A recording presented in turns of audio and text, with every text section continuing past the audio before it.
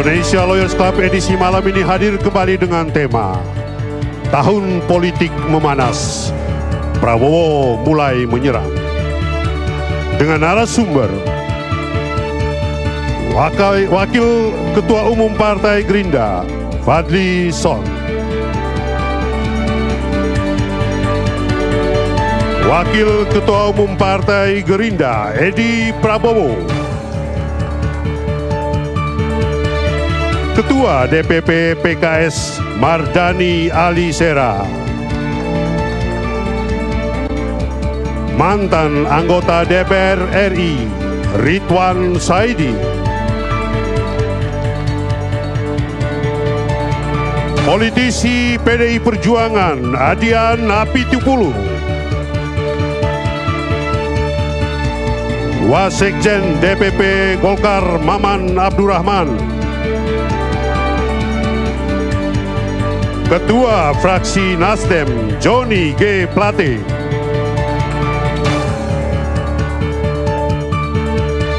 Mantan anggota DPR RI, Ruhut Sitompul. Mantan Menko Bidang Kemaritiman, Rizal Ramli.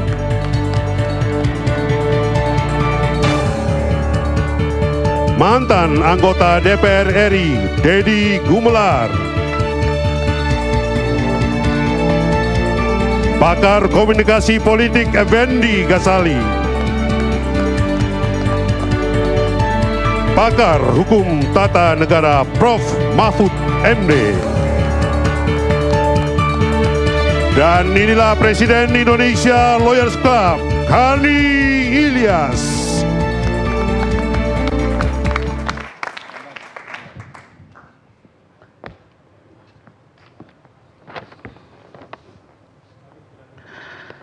Pemirsa, seperti yang kita lihat tadi, pidato dari Ketua Umum Partai Gerindra yang meledak-ledak, sehingga situasi politik pekan ini juga menjadi panas.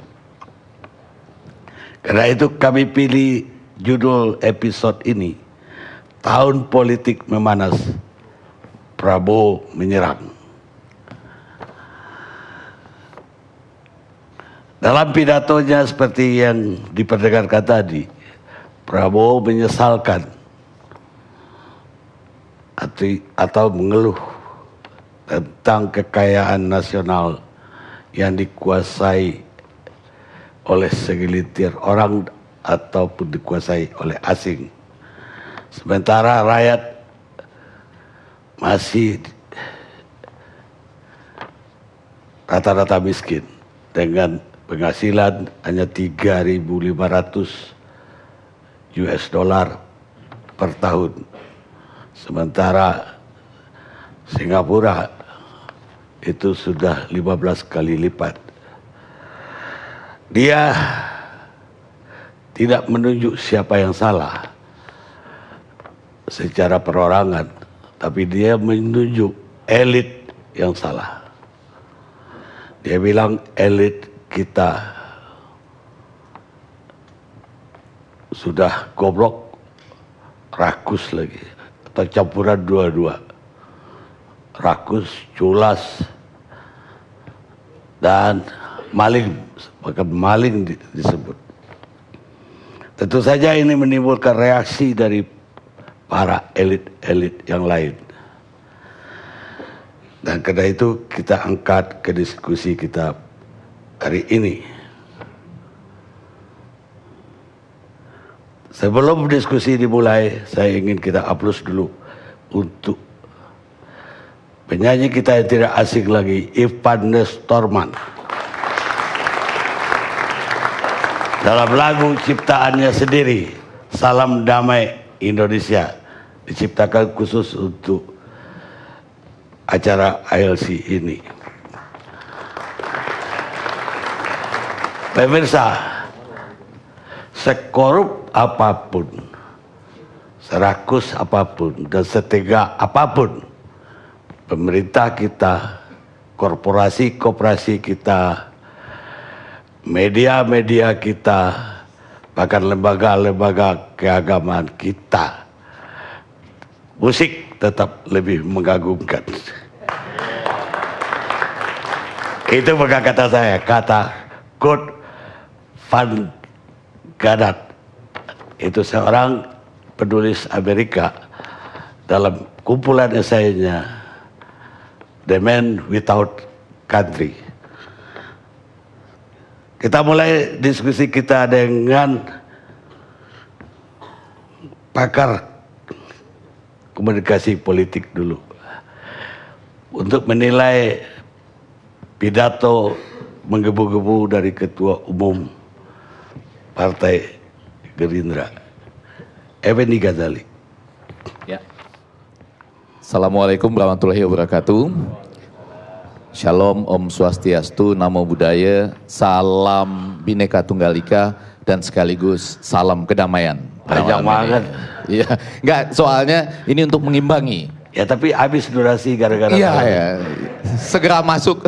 Karena judulnya kan memang sudah lebih bagus daripada minggu lalu ya. Minggu lalu judulnya ada yang berdendang, meradang, dan terpanggang. Minggu lalu itu loh judulnya ya. Novanto berdendang, ada yang meradang, ada yang terpanggang. Minggu ini tahun politiknya yang memanas. Tetapi Pak Prabowo-nya menyerang gitu ya. Jadi kita sudah mulai menganalisa gaya serangan ini, 4-3-3 apakah 4-3-2-1 atau apalah begitu ya serangan. Nah, yang menjadi menarik bagi saya pertama-tama adalah saya mau mengatakan dalam komunikasi politik orang selalu mengatakan siapa yang memerintah, siapa yang mengkritik, kemudian dengan gaya bahasa seperti apa, siapa pengagumnya, dan siapa pembenci.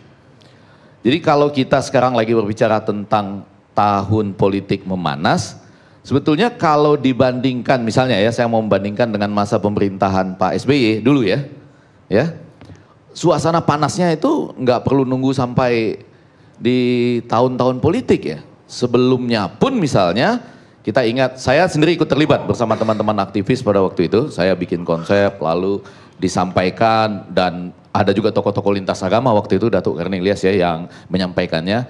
Judulnya dulu adalah 9 kebohongan lama dan 9 kebohongan baru Pak SBY waktu itu. Ya kan? Jadi sudah sampai pernah ada yang seperti itulah sebelum kita berbicara tentang banyak aspek-aspek kepemimpinan yang sebetulnya disampaikan. Itu saya ingat betul tahun 2011. Sebelumnya lagi jelang 100 hari pemerintahan Pak SBY pada waktu itu, ada yang bawa kerbau. Betul ya? Masih ingat. Ini saya kebetulan malam ini duduk bersama dengan saudara kembar saya di studio malam ini.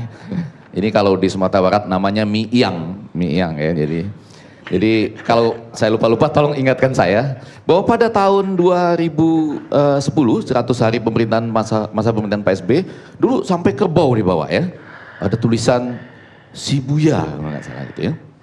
Tapi rasanya ya seperti biasa, ada tanggapan, lalu suasana nggak terlalu panas-panas betul gitu ya. Masih biasa-biasa saja. Nah, sekarang tentu muncul pertanyaan, apakah Pak Prabowo ini itu memang biasa menyerang atau belakangan saja munculnya menyerang? Rasa saya dia tidak biasa menyampaikan kalimat yang tajam-tajam seperti ini. Mungkin belakangan saja ya, belakangan saja, kalau kata laporan di ILC tadi seminggu belakangan, kurang lebih begitu. Tapi kalau saya amati mungkin 2-3 minggu inilah, betul ya Pak Fadlizon ya, kurang lebih 2-3 minggu ini. Nah, kalau dikaitkan dengan tahun politik memanas, rasa saya salah satu penyebabnya, mungkin ya ini dalam konteks psikologi komunikasi, orang bisa saja sedang terbawa situasi. Jadi saya merasa Pak Prabowo barangkali saat ini sedang terbawa situasi. Apa itu situasi? Situasinya jelas kalau dikaitkan dengan judul tahun politik memanas ini pendaftaran calon presiden ini kan 4-10 Agustus, betul ya? Pendaftaran 4-10 Agustus. Kalau ditanya ke teman-teman dari Gerindra, itu semua masih bulat ya, Pak Prabowo maju sebagai presiden. Tapi kalau dihitung-hitung, itu maju caranya gimana ya? Kan hitung-hitungan kursinya belum cukup untuk maju gitu. Sementara di sebelah situ dilihat Pak Jokowi kursinya berlebih-lebih buat maju gitu. Ada aja yang gabung, ada aja yang gabung. Nah, saya ingin mengatakan biasanya orang kalau dalam tekanan waktu, itu ini Pak Wadlizon, Pak Edi Prabowo ya, ini manusiawi sekali. Orang kalau dalam tekanan waktu sering juga suka gundah atau galau kali juga ya, gitu ya. Di bawah tekanan waktu, kalian mau saya maju gitu, tapi partainya gimana? Sementara teman-temannya Pak Mardhani Alisera ini agak kurang jelas juga tanda-tandanya gitu ya kan. Ya mendukung buat maju, tapi kami punya 9 loh daftar capres atau paling enggak cawapres gitu ya. Itu gimana caranya gitu, bagaimana caranya? Jadi dalam situasi gitu manusiawi kalau kemudian muncul pilihan-pilihan kosakata yang seperti tadi. Secara umum sebetulnya saya ingin mengatakan pilihan-pilihan kata yang disampaikan tadi menurut saya masih dalam konteks kritik. Masih ada penjelasan-penjelasan yang bisa diberikan baik oleh Pak Prabowo sendiri maupun oleh teman-teman yang hadir pada malam ini. Kan tugasnya biasanya gitu, Datuk Karni Ilyas. Pimpinan melontarkan kalimat-kalimat yang tajam, nanti biarlah anak buah yang cari datanya dari mana gitu ya, kurang lebih seperti itu, dan bagaimana mencocok-cocokkannya gitu ya. Tapi basis datanya saya lihat ada, antara lain misalnya kalau bicara tadi mengenai jembatan dan lain-lain itu, kan ada, saya baca dari beberapa media bahwa tahun 2016 KPPU pernah menyatakan ya, ada laporan-laporan masyarakat begitu. Tapi kemudian dibantah oleh KPPU bahwa itu bukanlah pernyataan KPPU secara langsung, tapi dari 2.537 laporan masyarakat itu memang 73% menyangkut soal pengadaan barang dan jasa proyek infrastruktur dari laporan masyarakat. Nah dari situ mungkin Pak Prabowo mulai menyinggung berbagai hal tadi. Nah lepas dari nanti penjelasan-penjelasan apa yang mungkin muncul, saya ingin segera masuk untuk mengatakan bahwa yang paling sulit dipahami dari kata-kata tadi itu adalah mengenai gua sudah tobat. Kurang lebih begitu ya. Ya. itu nanti ini tugas khusus loh ini, mohon maaf nih ya, bagaimana cara menjelaskannya bahwa elit-elit politik itu punya masalah dan oke lah ya kalau misalnya kan kita boleh pilih cara berbahasa masing-masing ya. Jadi misalnya kalau kita mau mengatakan orang itu kurang pintar, pilihannya macam-macam. Yaitu bisa bilang kurang cerdas. Yang pertama kali yang paling lemah, kurang cerdas. Di tengah-tengahnya nanti on, kurang lebih begitu ya. Baru paling ujung GBLK gitu ya. Yang tadi. Atau kalau mau bilang misalnya orang itu yang tadi MLG gitu ya. Nah, di depannya kan kita bisa bilang suka mengambil tapi tanpa izin. Ya. Di tengah-tengahnya kurang lebih panjang tangan gitu ya, panjang tangannya. Baru di paling ujung MLG gitu ya. Nah, lepas dari bahasa-bahasa yang menurut saya menarik gitu untuk dicerna dan nanti dijelaskan, tapi poin yang lebih penting yang taubat itu yang agak susah saya. Jadi ada elit-elit politik yang segala macam tadi dengan istilah-istilah itu, katakanlah paling sederhana menjelaskannya dia menunjuk pada koruptor di semua level ya. Apakah koruptor yang memimpin partai, di tingkat pusat atau daerah, itu semua bisa masuk di situ. Cuma pertanyaan yang saya sudah tobat itu maksudnya bagaimana ya? Saya juga seperti itu sudah tobat, atau saya tobat berurusan dengan orang-orang seperti itu? Nah nanti tolong ini juga, Babeh juga sudah ngangguk-ngangguk, yang mana seperti itu, tapi beda pemahaman yang cukup penting dalam hal yang seperti itu. Nah itu nanti di samping tugas untuk menjelaskan, saya juga ingin menekankan ada semacam intensitas kemarahan yang sangat tinggi pada saat ini. Jadi sesudah terbawa perasaan, ada intensitas kemarahan yang sangat tinggi pada saat ini. Dan ini nggak usah dikaitkan dengan Pak Prabowo saja. Belum lama teman kita ya dari PDIP, Arteria Dahlan ya, menurut saya saking dia marah terhadap praktek umroh yang fiktif itu, kan marah betul ya kan? Dia sampai terbawa situasi dan menyebut kata B.T ujungnya gitu ya. Saking mawanya. Jadi, nah barangkali ini juga puncak kemarahan dari seorang Prabowo. Khususnya saya mau bawa-bawa ini karena di sebelah saya ada Pak Mahfud MD. Saya rasa memang ini logika kita sedang sangat harus marah ketika ada pemilu serentak yang tetap dipaksakan ada presidensial threshold-nya. Itu logika siapapun yang masih jernih, itu mesti marah semarah-marahnya. Bahkan kapan perlu, ini Prof. Mahfud ada di sebelah saya loh, dia yang mengabulkan permohonan saya pada waktu itu. Kapan perlu, nggak usah aja pemilu kita serentak.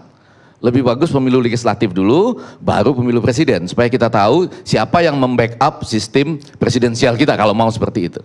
Saya mau kasih contoh, Datuk Cornelius ini menambah lagi. Betapa sebetulnya saya marah juga terhadap Mahkamah Konstitusi. Dan sekarang lagi mengadukan 9 hakim itu ke Dewan Etik. Soal tahun politik yang memanas ini. Kenapa? Ternyata dalam putusan buat permohonan saya itu, jadi saya mohon supaya tidak ada presidensial threshold dalam pemilu serentak, ya kan? Tetapi yang diadili cuma pengujian undang-undang oleh Rhoma Irama saja. Yang lain boleh dibilang mutatis mutandis, mengikuti hasil keputusan itu. Nah, dalam salah satu putusan untuk saya disebutkan, tertulis begini bunyinya. Pemohon adalah anggota partai politik yang ingin mengajukan ketua umum partainya, Inkasu Rhoma Irama, sebagai calon presiden. Sejak kapan saya menjadi anggota partai politik? Sejak kapan saya anggota partainya Rhoma Irama? Sejak kapan saya mendukung Rhoma Irama sebagai calon presiden? Ini pencemaran nama baik loh ini. Pencemaran nama baik saya. Nah, maksud saya kan tahun politik memanas ini antara lain muncul karena logika yang nggak jelas itu, ya. Kalau misalnya kita betul-betul pemilu serentak, lalu boleh ada presidensial threshold, boleh tanpa presidensial threshold sebagaimana mestinya, saya rasa tahun politik ini tidak demikian panas, ya. Jadi nanti ada penjelasan seperti itu. Nah, terakhir, barangkali logika yang lebih menarik daripada itu, selain tadi logika Ben ya, Ivantus dan kawan-kawan, itu penting juga. Ada logika lain yang ingin saya kedepankan di sini bahwa seringkali orang membalasnya dengan mengatakan, ini sebetulnya logika komedi ya, logika komedi yang mengatakan, kok situ merasa sih gitu ya. Jadi misalnya ada orang mengatakan gini, ini disebabkan kenapa banyak perempuan menderita pada saat ini disebabkan oleh ulah laki-laki hidung belang. Lah terus marah misalnya kan, Anda nggak boleh dong ngomong begitu ya. Kenapa situ masa? Kenapa situ marah? Situ merasa. Situ merasa hidung belang. Hah? Kenapa marah? Situ merasa hidung belang. Terus dijawab, tapi saya sudah tobat gitu. Enggak, bukan. Tapi poin saya tadi adalah orang bisa berkelit dengan mengatakan kalau Anda nggak merasa, ya nggak merasa MLG, nggak merasa GLBK tadi. Ya santai aja bro, santai aja cing, santai aja. Jangan bikin tahun politik ini menjadi panas, biasa aja gitu. Nah, tambahan yang lebih penting lagi pada ujungnya, betul orang ingin mengatakan bahwa setiap kejernihan berpikir, nah ini setiap kejernihan berpikir, mudah-mudahan nanti penjelasannya jadi jernih juga ya, Pak Fadlizon, Pak Edi, Prabowo, utamanya soal taubat yang tadi, itu setiap kejernihan berpikir ibarat menambahkan kesejukan atau batu es bagi sebuah situasi yang sedang panas. Jadi betul YLC malam ini tahun politiknya memanas, lagunya damai. Nanti Pak Prabowo marah lagi, kita yang mendinginkan, ya kan? Nanti giliran orang lain marah, ya Fadlizon yang mendinginkan. Kita saling gantian saja gitu. Bahwa suatu saat akan ada yang panas, lalu panas lagi, itulah politik. Itulah politik pada kenyataannya. Itu juga keniscayaan. Saya nggak bisa bayangkan kalau kehidupan kita itu semua diwarnai oleh kosakata atau rasa bahasa seperti tadi ya. Anda pernyataannya saya rasa kurang cerdas misalnya ya. Anda terhadap uang negara itu cuma mengambil uang negara tanpa bilang-bilang gitu misalnya ya. Ya, jadi kalimatnya semuanya kita sama juga seperti mengatakan Anda tidak boleh mengkritik tanpa memberikan solusi. Nggak bisa dong. Mengkritik itu membutuhkan ilmu yang luar biasa. Dan sangat banyak kritik yang nggak ketahuan solusinya. Tidak bisa ketemu solusinya. Rakyat atau pengkritik yang betul-betul profesional, yang belajar dengan sungguh-sungguh, menyampaikan kritiknya, lalu kita cari bersama. Belum tentu yang mengkritik itu tahu bagaimana jalan keluarnya. Jangan-jangan mengkritik bilang, kan Anda yang pemerintah, Anda yang memerintah, Anda yang pernah janji-janji, Anda dong yang cari jalan keluarnya begitu. Jadi menjadi pengkritik hanya untuk menyampaikan kritik pun menurut saya tidak membuat tahun politik menjadi panas. Terima kasih Datuk Rani Ilyas. Luar biasa analisa dan uraiannya Effendi Ghazali malam ini paling perfect. Kita lihat sudut.